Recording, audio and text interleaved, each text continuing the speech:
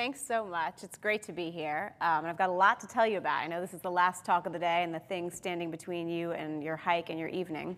So I'll try to be as concise as possible, but I have a lot to tell you. So we're going to talk about breast cancer and updates from Asco this year. I wanted to really pick out the most clinically relevant abstracts in breast cancer because I think most of us are coming at this from a clinical perspective, and I wanted to really be sure to give you that. And really try to consider critically not just what was the data, what did the Kaplan-Meier curve show, but how did these results impact what we're doing in the clinic and what questions we have for further research. So just to start, and I've been starting a lot of my post-ASCO talks this way, but this really was a historic ASCO for the breast cancer community. This photo is one that was taken when Dr. Shanu Modi was presenting the results from Destiny Breast 04, a trial that I'll talk about towards the end of this lecture. And the results were so historic and so inspiring and so hopeful that the whole crowd stood up and applauded her. This is something that has not happened at ASCO for about the past 15 years. So it really just speaks to what an important trial this was and how the future of breast cancer care is changing. So what are we going to talk about today? I've divided this up into early stage breast cancer and advanced breast cancer, and I'm going to talk about 4 abstracts in each category. The first 3 early stage abstracts are in the hormone receptor positive category, the Astra study, some updates from the Adjuvant Denosumab study, and then the Lumina study, looking at who can omit radiation. And then another important study from the triple-negative breast cancer world. And then from the advanced breast cancer category, we'll talk about some emerging data for advanced hormone receptor positive disease, the MAINTAIN trial, and then overall survival data from PALOMA-2, and then 2 antibody-drug conjugates, TROPiCS-02, which looked at Trodelvy or sacituzumab govitecan in the hormone receptor positive patients, and then Destiny Breast 04, which I just referenced. So a lot to take in, but you'll have these slides potentially for review later on if you care to do so. So first we'll talk about the Astra trial. I think this is a really beautifully designed trial. It's a trial looking at adding ovarian suppression to tamoxifen in young women with hormone receptor positive breast cancer who remain premenopausal or resume their periods after chemotherapy. So really a very real world and well-designed trial. And this is looking at the 8-year follow-up from this study. So this study was done in Korea, and it took a look at women who were premenopausal, who were 45 years or younger, who had ER-positive stage 1 to 3 breast cancer, and all had disease that was felt to be aggressive enough to be treated with surgery as well as chemotherapy. These patients were then enrolled in the study, and then their ovarian function was evaluated. So it's a tough thing to evaluate in real life. You know, not everyone resumes their periods right away. How do we know if someone's really in menopause or if it's just temporary chemo-induced menopause? These are things we struggle with in clinic all the time. And the way the investigators did this was they looked at serum FSH levels and menstrual patterns every 6 months for 2 years. If patients remained amenorrheic for 2 years, they were considered to be in permanent menopause and excluded from the analysis. But when patients resumed their periods, whether it was right away, 6 months in, a year in, then they were randomized to continue tamoxifen, which they would have already started prior to randomization, or to receive 2 years of ovarian suppression with gaserelin. And then primary progression-free survival and overall survival were the outcomes that were primarily followed. So patients were 45 years or younger. The median age on the study was 40. 55% had lymph node involvement, and 14% had HER2 overexpression. And the primary endpoint, hang on, I just moved past some of it. The primary endpoint for all patients since enrollment showed that for patients who received ovarian suppression for that 2 years during the window when they became menstrual again, they had a 5% benefit in terms of disease-free survival. And they looked at a slightly different way. You can see that's a 5.2% benefit at 8 years versus a 2.7% benefit at 5 years. Those curves kind of widened as things went on. And then looked at a slightly different way. If you looked at time since random assignments, this is looking at the time not from enrollment in the study, but the time since they were randomized, you can see that that benefit is even a little bit greater at the 8-year mark. So showing that 2 years of ovarian suppression in these patients really does help. This is looking at sites of recurrence and simply showing that distant metastasis was the most common site of recurrence and really the thing we're hoping most to prevent. So it's good that we're able to prevent it this way. And then overall survival, we don't see a difference yet, but that's because these patients, even when they do recur, live so long, and we'll need to follow that for longer. This is just looking at estimates of survival and then some of the other outcomes they looked at and showing that recurrence-free survival, breast cancer-free survival, all these things were benefited by the addition of gaserelin. And then this is just interesting looking at status by age at enrollment, showing that many patients resumed their menstrual periods within the first 6 months. In the youngest patients, a lot of them actually resumed their periods earlier. But then in older patients, you can see in the 40 to 45 group, there are a number of patients, over 30%, that actually resumed their periods during that second year after chemotherapy. This is a survival analysis in different subgroups and showing that that category of women in ages 40 to 45 really did benefit significantly from the addition of the Gaserelin. The HER2 negative population as well. I think it's hard because there were not as many HER2 positive patients to really make a case for that. So in summary, the authors concluded that this trial demonstrated a 5.2% absolute disease-free survival benefit with the addition of ovarian function suppression for 2 years. There was no difference in overall survival so far, and that will have to be further followed up. More than 95% were alive in both groups at 8 years, which is fantastic. And what this study shows is that 5 years of ovarian suppression, like we saw with the SOFT and TEX trials, is the standard, but 2 years of ovarian suppression reduces recurrence risk. And my thoughts on this are, we always try to give people the maximum amount of endocrine therapy that they can tolerate, but ovarian suppression and aromatase inhibitors can be very hard to tolerate, especially for our premenopausal women. And I think what this study shows us is that there is a benefit to doing some more aggressive endocrine therapy, even if you can't tolerate 5 total years of treatment. So for our patients who come into the clinic after 2 years or 3 years of ovarian suppression and are really struggling, this gives us the ability to say, what you've done is something, and if you really can't tolerate it, it may be enough. And so to really kind of focus more on quality of life and where do we really need to be putting our energy to meet these patients where they are. So I think this is a very valuable study and one that I definitely will incorporate as I think about these women in my practice. The next trial, switching gears, is looking at long-term outcomes of adjuvant denosumab in breast cancer. This is the ABC SG18 trial, 3,400 women. Let's see if I can advance the slide here. This is the trial design, so basically a randomized placebo-controlled trial looking at women with postmenopausal women with ER-positive breast cancer and randomizing 1-to-1 to denosumab every 6 months versus placebo with the primary endpoint, time to first clinical fracture. And I won't belabor these points too much, but this is just to really show that there is the primary endpoint, there were some secondary bone-related endpoints, and then also outcomes looking at disease-free survival, bone metastasis-free survival, and overall survival from breast cancer. So this is the primary endpoint, and not surprisingly, the denosumab did reduce the risk of fracture significantly. You can see that hazard ratio of 0.5 and the very significant p-value. This is just looking at the patients and showing you some of their characteristics. The majority of patients were early stage, node negative, grade 1 or grade 2, and primarily had invasive ductal carcinoma. This is just looking at hormone receptor positive status and then chemotherapy. Most of these patients did not receive chemotherapy prior to randomization. And then this is looking at the, kind of what were the updates. There were no new toxicities, no osteonecrosis of the jaw, which is impressive, 17 protocol deviations due to COVID, which I think is a reality for all of us. And then this is looking at disease-free survival, so these updated results showing that the denosumab actually did improve disease-free survival by about 4.5%. It also improved bone metastasis-free survival by about the same amount. And overall survival, there was a 5.2% benefit. So really some impressive results, and what they concluded is that the adjuvant denosumab every 6 months is safe, reduces fractures, and also improves disease-free survival, bone metastasis-free survival, and overall survival. And we might be, this might be something we should be considering for routine use in patients with hormone receptor positive breast cancers on aromatase inhibitors. These were some Asco guidelines that came out before this study recommending adjuvant bisphosphonates for all postmenopausal patients. They did not, in this guideline, recommend use of adjuvant denosumab, but based on this study, the denosumab really may be an option for patients as well. So just something to think about. The Lumina trial, we'll move on to this one. This was a trial looking at the omission of radiation therapy following breast conservation in T1 luminal A breast cancer. So some background, this is just a study showing that intrinsic subtype can be prognostic for local recurrence.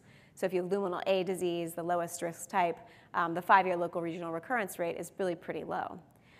So this study was designed to determine if women who have these low-risk clinical pathologic features and luminal A disease who receive breast conservation and endocrine therapy have a low risk of recurrence at 5 years. And what was novel about this study was they did central Ki-67 testing. So if you had low Ki-67, you could be enrolled. If you had high Ki-67, you were actually treated off study. So this really was a very low-risk patient population. But they included women who were a bit younger than some of our radiation omission trials have previous to this. So these women were 55 years and older, whereas most of the previous studies have really focused on women over 65 or over 70. You can see the rest of the inclusion and exclusion criteria here.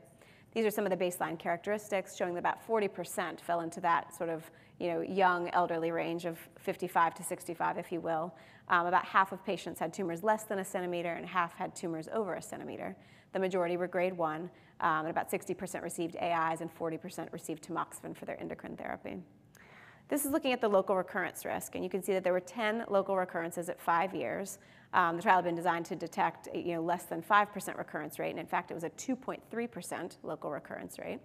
You can also see that there are very low recurrence rates in terms of contralateral breast cancer, any recurrences, and that disease-free and overall survival were quite high. And that even in the patients who did pass away, only one of these deaths was from breast cancer, because these are older women and people can die of other things. So the conclusions were that for women over 55 with T1, grade 1 to 2 luminal A breast cancer, these patients had a very low rate of local recurrence at 5 years treated with endocrine therapy alone after their surgery. This was felt to be significant, and these patients may be candidates for omitting radiation therapy. So what does this mean in practice? At our institution, we've been comfortable omitting radiation for stage 1 hormone receptor positive patients for quite some time who are over 65 or 70, as long as they're committed to endocrine therapy. And I think this study really allows us to discuss the pros and cons of radiation also with women over 55 who have low-risk disease. I think the data is new enough and the practice is new enough that as a medical oncologist, which I am, I would probably still refer many of these patients to have that initial conversation with radiation oncology about pros and cons. But I think we'll have more dialogue as a multidisciplinary team about this as the guidelines evolve, and this just may offer us an opportunity to de-escalate care for some patients. We'll jump into the NeoPACT trial, so shifting gears from hormone receptor positive to triple negative. This was a study looking at neoadjuvant pembrolizumab, carboplatin, and docetaxel in triple-negative breast cancer. So as many of you know, for about a year and a half now, the Keynote 522 study has been the new standard of care regimen for high-risk triple-negative breast cancer. And this is a lot of treatment. These patients get carboplatin, paclitaxel, and pembrolizumab for 12 weeks. Then they get adriamycin, Cytoxan, and pembrolizumab for 12 weeks, so 24 weeks of neoadjuvant chemotherapy. Then they go to surgery, and then because of how this trial was designed, the current standard of care is to get pembro every 3 weeks for 9 cycles after surgery. So patients do very well. As you can see here with this trial, the rate of PCR and event-free survival was increased significantly by intensifying this regimen, but it is a hard regimen to give, and it would be nice to have options to potentially give less. So this NeoPACT study looked at a very similar patient population, stage 1 to 3 triple-negative breast cancer. Tumors had to be greater than 1 centimeter or node positive if they were less than 1 centimeter. And the treatment was a bit simpler than the Keynote 522. So it was 18 weeks of carbo, docetaxel, pembrolizumab, each given every 3 weeks for 6 treatments. Then patients went to surgery, and then adjuvant therapy was at the provider's discretion. So there was no adjuvant pembro, as there was in the Keynote trial, but if providers felt the need or the desire, they could talk to their patients about additional chemotherapy or immunotherapy and potentially give it. So this is looking at patient characteristics, and we've talked about some of these already, and you can see the tumors, the vast majority of these were T2, but there were also some T1s and T3s, about 40% node positive, and then just drawing your attention to the adjuvant chemo, about 35% of patients did receive chemotherapy after getting this upfront regimen and after surgery. So this is results looking at the PCR rates here. So as you can see in all comers, there was a 58% PCR rate, a 69% rate of residual cancer burden 0+1. We know that all those patients tend to have excellent outcomes, so this is really encouraging. Node positive patients, not surprisingly, did better. Node negative patients, not surprisingly, did better than node positive patients. And PD-L1 positive patients actually did better than PD-L1 negative patients. That was something that was not seen necessarily in the Keynote study. So interesting to see here. Event-free survival, you're looking at 2-year event-free survival here. You can see that for the patients who got PCR, 98% had no recurrences at 2 years, which is pretty impressive. 89% of patients there had event-free survival who had a residual cancer burden of 0 to 1. And then those who had residual disease, there was a 78% event-free survival at 2 years. So not great, but certainly something we have to consider. This is just looking at adverse events, and you can see that grade 3 or higher treatment-related adverse events were observed in about 25% of patients, the most common being diarrhea, anemia, and neuropathy, and very few patients discontinuing treatment related to adverse events. Immune-mediated adverse events were really not anything different from what we already know, with the most common grade 3 or higher adverse event being colitis. So I think, to me, the conclusions here, this is very encouraging. I think Keynote 522 still remains our standard of care as a randomized controlled trial that was multi-center and much larger. But a 2-year event-free survival rate of 89% for all patients, 98% with the PCR, is really impressive. And this also allows us, in certain patients who require it, to omit anthracyclines, to give less chemotherapy, to give less immunotherapy. And I think this will sort of raise the question of really how do we further individualize these chemoimmunotherapy regimens for our patients going forward. So definitely a nice step for our patients. And then moving on now, let's see, to a patient case. I'll be very quick with this, but I wanted to include a few patient cases just to keep people awake. If you had a 47-year-old BRCA1 positive patient with a node positive 4-centimeter triple negative breast cancer who started carbotaxol pembro and did well with significant tumor shrinkage after 4 cycles, she gets AC pembro ×1 and is hospitalized with severe nausea and vomiting. She returns to clinic, is adamant she doesn't want more AC. Do you strongly recommend completing the AC pembro and doing 3 additional cycles just with stronger antiemetics, so really sticking to that Keynote 522? Do you stop chemo and recommend surgery now? Or do you administer an additional 2 cycles of carbotaxol pembro prior to surgery? So that was actually a situation I found myself in not too long ago. Some of the patient characteristics have been changed, but the story is the same. Someone who did really well with the carbotaxol pembro and then really couldn't handle the AC. And I actually gave her 2 additional cycles of carbotaxol pembro prior to surgery. She did extremely well with this. She actually got to PCR. We are doing pembro after surgery because she's aware of the Keynote 522 data and didn't feel comfortable necessarily omitting that herself. But it was a nice opportunity to not have to give her all that treatment. So that was a rapid review of early stage disease. We'll jump now into advanced stage breast cancer, and I am happy to take questions after if people have the bandwidth to stick around for that. We'll jump into the MAINTAIN study. So this study is a study basically with the background that CDK4/6 inhibitors plus endocrine therapy are the standard of care for hormone receptor positive metastatic disease. We know that ribociclib, a CDK4/6 inhibitor plus endocrine therapy, improves progression-free and overall survival in phase 3 trials. We have some observational data supporting the benefit of continuing CDK4/6 inhibitors and switching endocrine therapies after progression on the first line of therapy, but until now, no prospective randomized data with this approach. So the MAINTAIN study took patients who had ER-positive metastatic breast cancer. They'd progressed on endocrine therapy and any CDK4/6 inhibitor. They could have received 1 prior line of chemo as well, but many had not. And then they were randomized to either switching to ribociclib and endocrine therapy, switching the endocrine therapy to fulvestrant, or to placebo and switching the endocrine therapy. So most of these patients basically had an aromatase inhibitor plus a CDK4/6 inhibitor, and then all were switched essentially to fulvestrant plus ribociclib or fulvestrant plus placebo. Primary endpoint was PFS, and then there were a number of secondary endpoints. So this is just calling your attention to a few patient characteristics here. So de novo metastatic disease diagnosis was 54% of the placebo group and 35% of the ribo group. Visceral metastases were seen in the vast majority of patients. This is just looking at chemotherapy. Very few had received that in this study, and the vast majority of patients had palbo as their prior CDK4/6 inhibitor. You can see here, just looking at the duration of prior CDK4/6 inhibitors, that most of these patients were very sensitive and had more than 12 months of treatment with their CDK4/6 inhibitor before. So progression-free survival, you can see that it was improved with the addition of ribociclib to that second-line endocrine therapy, 5.2 months versus 2.7 months, with a hazard ratio of 0.57. You can see that the PFS rates at 6 months and 12 months were potentially a little bit more impressive when you're thinking about the clinical implications here, with 41% of patients still progression-free on the ribociclib arm versus only about 24% of patients on the placebo arm, and about 24% at 12 months with ribo versus 7.4 months with placebo. So that's impressive and useful data. What the study also showed is that with fulvestrant, if you had a baseline ESR1 mutation, which was something that was evaluable in a number of patients on this study, about 42%, you were also likely to have co-occurring alterations in other genes that might lead to resistance. So in the patients who had ESR1 mutations, there were higher rates of cyclin D1 amplifications and FGFR1 amplifications seen in that mutant population as well, compared with the wild type. So this is just an exploratory analysis looking at that in the fulvestrant population versus the fulvestrant plus ribociclib population. And you can see that in the patients on the ribociclib arm, there were very few of those secondary mutations, whereas on the other arm, there were a number of patients with those mutations. So this question of, if you've got an ESR1 mutation, is that conferring a poor outcome here, or does it have to do with those other resistance mutations as well? So exploratory, but something that will be helpful to look at more in the future. So the conclusion was this is the first randomized controlled trial to show the benefit of ribociclib with switching endocrine therapy after a CDK4/6 inhibitor. In terms of how significant those results were, if you look at the statistics, it was a 43% risk reduction of progression or death with the ribociclib, so that's significant. And then if you think about the patients who don't fall off immediately in that first 2 to 3 months, there was a much higher PFS rate at 6 months and 12 months with the ribociclib, and the safety profile was manageable. So I think this definitely some things to explore. Who are the patients who are most likely to benefit from this approach versus those who should really just move on to something different? And I think looking at ESR1 mutations and some of these other coexisting mutations may help us further define that population, but definitely something that's appropriate to consider here.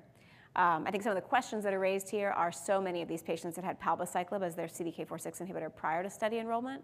And one might wonder, if we're switching the endocrine arm, do we also need to switch which CDK4/6 inhibitor they're taking? That was what was done on this study because the study had specified that patients needed to get ribociclib once they were randomized, and most of these patients had palbo, but that may not necessarily be how this goes in the real world. So we'll see, and there's some additional trials, as you can see here, pending, whose results will also inform the answer to this question. But I had a patient, and again, I've changed some of the specifics here just to protect her privacy, but a patient recently who came up where I had to sort of put these thoughts into play. This is a 61-year-old woman with de novo ER-positive metastatic breast cancer. She at first was diagnosed with only 2 bone metastases and her breast mass. She was started on palbo, letrozole, and denosumab, did well for 20 months, and then most recently developed progression of the breast lesion, progression in the 2 known bone metastases, and also developed 2 other small bone lesions. She had Guardant testing done. She had an ESR1 mutation, but she didn't have any of these co-occurring mutations. And she came in to talk to me about her next line of treatment. And of course, she has many options. But she made it very clear to me that quality of life was extremely important to her. And one of the things that bothered her the most about progression was the concern about side effects from a treatment change. So we talked about all the different things she could do. She could do fulvestrant and everolimus. She could do Zometa. She could enroll in a clinical trial. But ultimately, we actually settled on fulvestrant plus ribociclib because it felt like a very reasonable option, and it felt safe to her because she knew how these CDK4/6 inhibitors worked and thought this might be a promising thing for her. So we'll hope she does well, but it was nice to have this study to kind of inform that conversation. Moving on briefly to the overall survival results from the PALOMA-2 study, definitely some eagerly awaited data. PALOMA-2, as you all probably know, was a randomized double-blind phase 3 study. This was a study that looked at letrozole versus letrozole plus palbociclib, showed a significant improvement in progression-free survival, and we've been awaiting those overall survival data, which were not mature at the time of the final progression-free survival analysis. So we finally got that overall survival analysis done in November of 2021 with a median follow-up of 90 months, and those were reported at Asco. So this, again, is just looking at the study design. It was a pretty simple study, postmenopausal women with hormone receptor-positive advanced breast cancer who had not yet received treatment, and they were randomized 2-to-1 to receive letrozole plus palbociclib or letrozole plus placebo. This is just looking at the demographics and baseline characteristics, which some of you may be familiar with from earlier presentations of this trial. And then what was presented this year, moving forward, was the overall survival results. So as you can see here, these curves really overlap pretty readily. Patients did well on both arms, relatively speaking, with median overall survivals just around 50 months or a little above. The hazard ratio, though, was 0.956, and the p-value not statistically significant. So overall survival in the intent to treat arm of the study really not improved with the addition of palbociclib. They did some additional analyses, and these were also presented. This is looking at patients who did not have survival data available and then were excluded from the analysis. You can see that there was a bit of a longer median overall survival in this, when you compare the palbociclib versus the placebo group in this study, 51 months versus 44 months. But if you look at the hazard ratio, still crossing 1, still not actually statistically significant.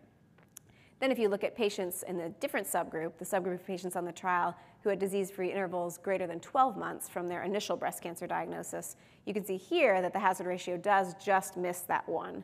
It becomes statistically significant with 64 months in that palbociclib group versus 44 months in the control group, and a hazard ratio of 0.74. These, again, are the patients who had more than 12 months from their initial breast cancer and finishing endocrine therapy, so felt to be a more endocrine-sensitive subset of the patients on this trial. So the conclusions that the authors drew were that the study met its primary endpoint. The overall response rate was quite high, the safety was excellent, progression-free survival significantly improved, and overall survival was numerically longer in the palbociclib group, but the results were not statistically significant until you started kind of carving out some of those subgroups. They said, and it may be true that the interpretation is limited by the large and disproportionate percentage of patients with missing survival data in both treatment arms, particularly the palbociclib arm. But I think as clinicians, we're sort of left with the data that we're left with. And we've had a lot of discussions about this, I think, in the academic world as well as just in the trenches treating patients. And I think where we are is that there are definitely some differences between the different CDK4/6 inhibitor studies in terms of disease-free intervals of patients, in terms of how the overall survival data shake out. But as clinicians, the data that we have is the data that we have to interpret. We aren't really able to sort of say what the study might have looked like if things had been different, because things weren't different. But I think they're all good drugs, and in the clinic, it's good to have choices. I will say that in multidisciplinary discussions, and what we've come up with at our institution is that ribociclib, given the overall survival data that we do have in favor of that pill, has become our new sort of go-to CDK4/6 inhibitor for new treatment starts. But we've not been changing patients who are already doing well on palbociclib. And then with ribociclib, because there are these issues with prolonged QTc and potential interactions with other medications, if patients have a prolonged QTc on their baseline EKG or on medications that may prolong the QTc interval, we discussed the risk of ribociclib and may choose to give them palbociclib in that situation. I think abemaciclib is also a great option, particularly for patients who struggle with constipation, because that drug may cause diarrhea, and they may welcome that.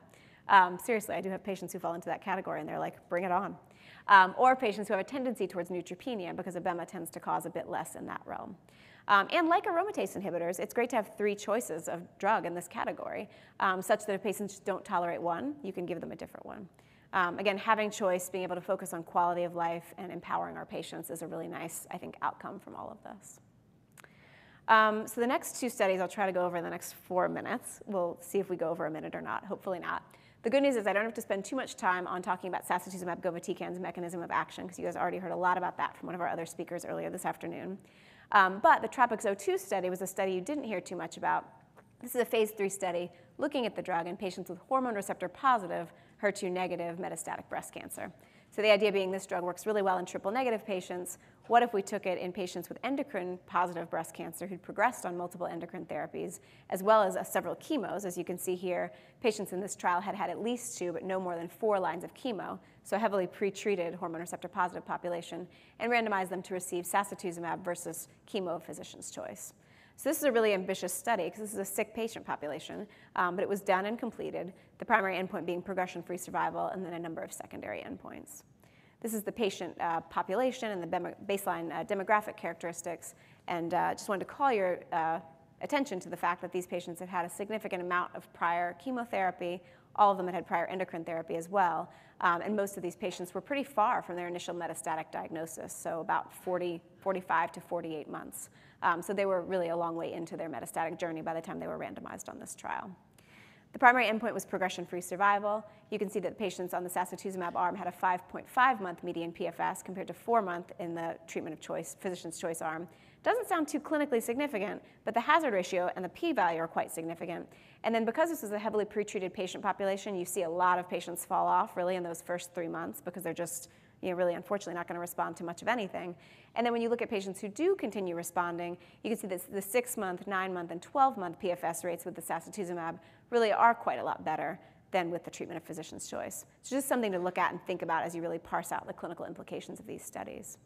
In the subgroup analysis, you can see that the PFS benefit for the sacituzumab was consistent across all these predefined subgroups, including patients who had had more than 3 prior chemos, who had visceral mets, and patients who were older. So older patients benefit from this too. Overall survival, no impact seen yet. We'll see how that plays out, but it is hard to see an overall survival benefit in this patient population. And this is just looking at time to deterioration. I hate that term because it just seems not patient-friendly, but a better term being maybe quality of life. You can see that global health status, fatigue, and pain, patients did better for longer on each of those metrics on the sacituzumab arm. So the conclusions, there were many of them, and I don't have a lot of time, so I'm just going to put them all up there for you. But basically, there was a numerical trend for improvement in overall survival. We'll see how that really pans out. Most important thing really, though, was the progression-free survival, where we did improve outcomes statistically. And if you look at some of these later clinical outcomes, 6-month, 9-month, 12-month progression-free survival, the sacituzumab outperformed chemo, and patients felt better on it too. So in this heavily pretreated patient population, sacituzumab, I think, becomes an option potentially for these patients. And again, pros and cons to everything, but it's just good to have options. Finally, we'll talk about the HER2 low metastatic breast cancer population. So this was that first picture I referenced a million slides ago, where the standing ovation was received. And this was for a trial looking at TDXD on patients with HER2 low metastatic breast cancer. So a very hard patient population to treat. These are patients with HER2 1+ or 2+ but FISH negative breast cancer. These patients tend, after they kind of received several lines of endocrine therapy, because many of them are ER positive, not to really respond very well to a lot of chemotherapies, and it's a hard patient population to treat. So this was a trial looking at T-DXd in patients with HER2 low metastatic breast cancer. So T-DXd has been on the market now for a couple of years for patients with HER2 positive metastatic disease and has really changed the landscape favorably for those patients. It is also an antibody-drug conjugate, kind of like sacituzumab govitecan.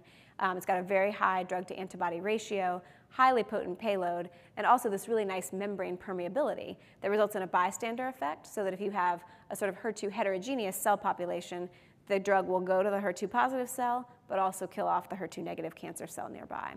There was a phase 1b study reporting that this was highly efficacious in a heavily pretreated patient population with HER2 low disease, and that led to a randomized controlled trial asking the question of whether this might be better than treatment of physician's choice. So patients enrolled in this study had HER2 low disease, unresectable or metastatic, had already received 1 to 2 prior lines of chemotherapy, and if they were hormone receptor positive, were considered endocrine refractory. The primary endpoint was PFS in the hormone receptor positive population, and then they looked at PFS and OS in the hormone receptor positive population as well as in all patients. I won't go through the baseline characteristics of patients to significant detail, but just to let you know, it was a heavily pretreated patient population. The vast majority were hormone receptor positive, but there were also about 60 patients on this trial who were hormone receptor negative, i.e. essentially triple negative and HER2 low, who were enrolled here. So the very impressive results, what led to the standing ovation.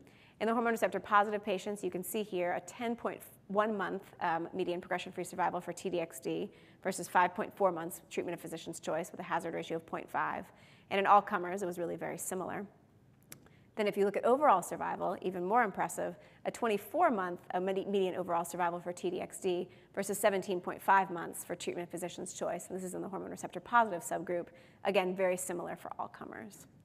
And then experimental, but also really important, because we know for triple negative breast cancer patients, it's very hard to find good treatment options for them after they've had several lines of therapy.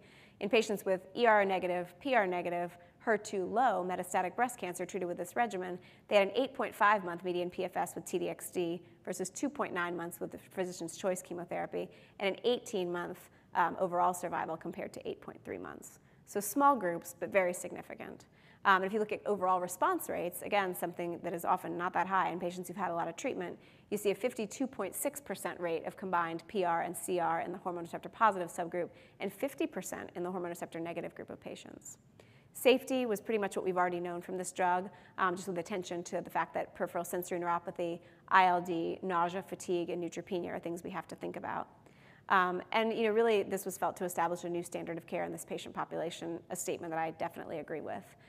This drug demonstrated pretty unprecedented improvements in PFS and OS in heavily pretreated patient populations. The safety profile was consistent with what we know, and this has really quickly become a standard of care for these patients. I think some of the clinical implications here, this will definitely become standard second line for patients with HER2 positive breast cancer, and all of our HER2 negative patients now need to kind of be reclassified as either HER2 negative or HER2 low, because those who are HER2 low will benefit from T-DXd. Given the side effects of this drug and also the risk of interstitial lung disease, which I'm happy to talk more about with anyone who wants to afterwards, we do have to ensure that clinicians and patients are educated about proper management of side effects. So we have to make sure that patients know to report things like cough or shortness of breath. We have to know what to do if those things happen. And we have to prepare patients adequately for the fact that they might lose their hair with this regimen, that they might experience nausea with this regimen, so that they can be both safe and also have good quality of life.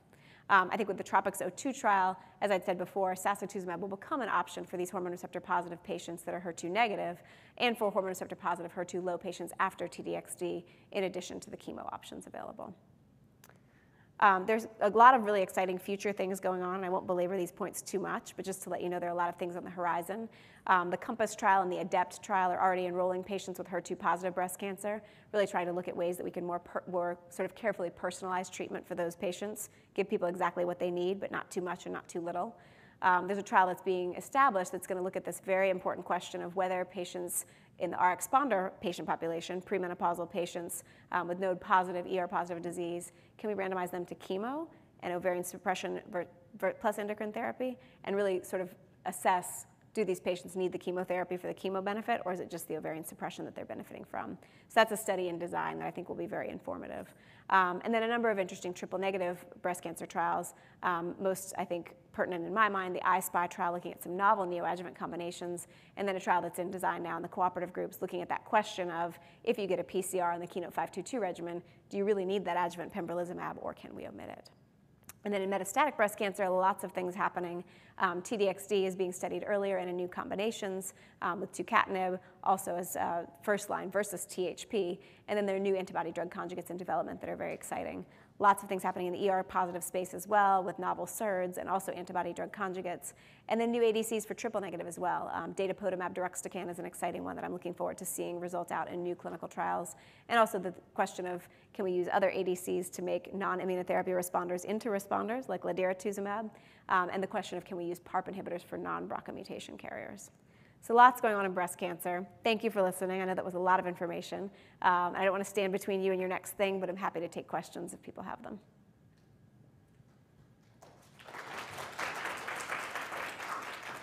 Any questions from the live audience?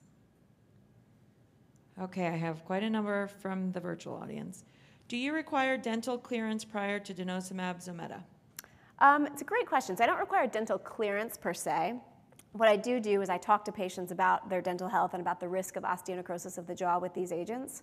And if they're about to have a root canal or if they have a history of poor dentition, then I recommend they go see their dentist prior to talking with us. Oftentimes, I will communicate with dentists during treatment because it'll often come up, oh, I need to have a cavity filled, or I think I need a root canal. And sometimes patients don't quite know exactly what they need to have done. And if I have just a direct conversation with a dentist, it's usually pretty easy to establish, do we need to put off the next treatment, or can we give the drug today? So I don't require formal clearance, but I do discuss the risk with patients and will often have conversations with dentists if there are any questions about it. Thank you. How long were patients given adjuvant Xgeva in the ABCSG study? It was a 5-year. Okay. Should every metastatic breast cancer patient get AI plus CDK4/6 even if patient low volume has bone-only disease? So it's a really good question, and I think the answer is that probably yes. I mean, the standard of care answer and the board's question answer would be yes. The reason being that the progression-free survival is certainly prolonged with all 3 agents, and now we do have survival data benefiting all patients with ribociclib in terms of CDK4/6 inhibitors plus endocrine therapy. But I think there are some patients who will do well for a long time without CDK4/6 inhibitors, but I would say that would be sort of the exception to the rule. So if you're going to start someone on, say, letrozole alone for metastatic disease, it would be a careful conversation with the patient and a reason why you're doing that.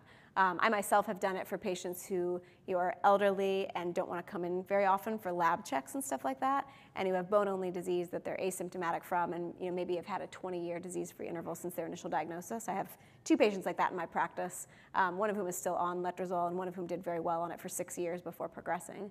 And then I've in situations where patients, maybe are prone to neutropenia for other reasons. I had one patient in my practice who was an alcoholic with significant alcohol use problems at the same time that her disease was diagnosed, and her ANC was already low at baseline.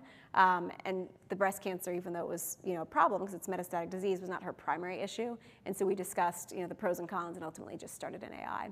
So I would say yes, the standard of care would be to use both in all patients. But if you're choosing not to, it would be careful conversation and patient preference. Okay, wonderful. For a patient who fits the Lumina criteria, would you do an Oncotype DX? In case you did, would a surprise high score impact the RADONC decision on radiation aside from chemotherapy? It's a really good question. And actually, in one of my maintenance of certification questions that I submitted to your team, I included something along those lines, not really with Oncotype, but just about endocrine therapy. Because the Lumina trial really wasn't trying to answer the question of, do these patients need endocrine therapy, or what are you doing from a systemic standpoint? I think it might make me wonder about the pathology report and ask the pathologist to look at it again, because in someone who was grade 1 low Ki67 and came back with a high Oncotype, I would just be curious as to why that was a discrepancy. But at the end of the day, this study was not saying give chemo or don't give chemo, give endocrine therapy or don't give endocrine therapy. It was really saying, do these patients need radiation or not? So I think it probably, strictly speaking, wouldn't, but if I got that high Oncotype, it would surprise me, and I would probably just want to take a second look at the pathology to make sure that the Lumina B entry criteria that had been predefined for this patient was correct. Okay, and last question, a lot of abbreviations, so excuse me if I take it slow. A previously triple negative, but now would be classified as HER2 low metastatic breast cancer, just progressed now after 1 line of chemotherapy. Which one to pick at this point, TDXT or sacituzumab? What about HER2 positive, HER2 negative, but reclassified as HER2 low? So the first question I'll take first. These are great questions, and I think some of the ones that are really coming up and kind of making us wonder here in the field what we should be doing. I would say for the triple negative, now HER2 low patient who's progressed on 1 line of chemotherapy, the ASCENT data is still, it's a randomized controlled trial. It studied lots and lots of triple negative patients and showed a survival benefit. So I think, strictly speaking, I would say for the triple negative, now HER2 low patient, probably sacituzumab first and then TDXD second. I would talk to the patient about the fact that they will have both of these options and probably will see both of these drugs. And also talk to them about the different dosing regimens in terms of like logistics and timing of treatment, different side effect profiles of the drug, because I think all these decisions have to be patient-centered.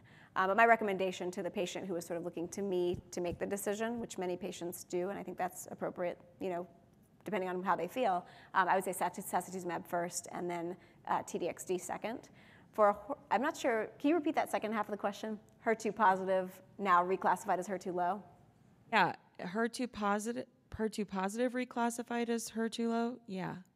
I think they may, I'm wondering, I'm not sure, but I think what they may be asking is if it was a patient who was HER2 negative estrogen positive, so maybe hormone receptor positive, now reclassified as HER2 low. Because a HER2 positive patient probably wouldn't be reclassified as a HER2 low patient. But we are doing this with a lot of our hormone receptor positive patients who are progressing on current lines of therapy, now going back, looking at that HER2 status and saying, are they HER2 negative truly, like HER2 0, or are they HER2 low, 1+ or 1-2? And if they're HER2 low, then those patients are now candidates for the TDXD. And I would say for patients who fit that criteria, but now also we have the TROPiCS-02 data, for those patients, I would actually go with the TDXD first, just because of the overall survival benefit we saw in that hormone receptor positive population, which was the most, by far the largest population and the primary endpoint for the DESTINY-Breast04 study. And then recognize that those patients after TDXD may have the sacituzumab as an option as well, in addition to other chemotherapies. Wonderful.